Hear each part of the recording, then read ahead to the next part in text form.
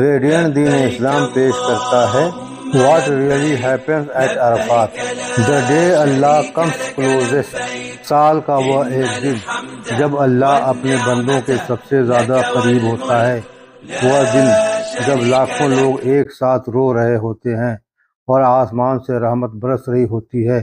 کیا آپ جانتے ہیں کہ عرفات کے دن اصل میں کیا ہوتا ہے؟ یہ ہے یوم عرفہ، حج کا سب سے اہم دن۔ اگر کوئی شخص عرفات نہ پہنچے تو اس کا حج مکمل نہیں ہوتا۔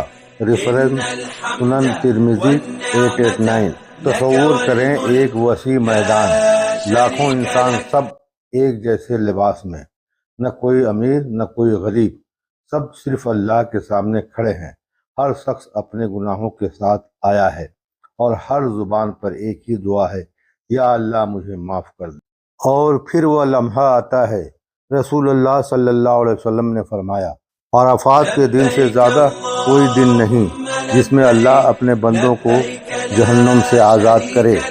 صحیح مسلم 1348۔ اللہ فرشتوں سے فرماتا ہے، دیکھو میرے بندوں کو، یہ میرے پاس آئے ہیں، گرد آلود، تھکے ہوئے، صرف میری رحمت کے لیے۔ ریفرنس صحیح مسلم۔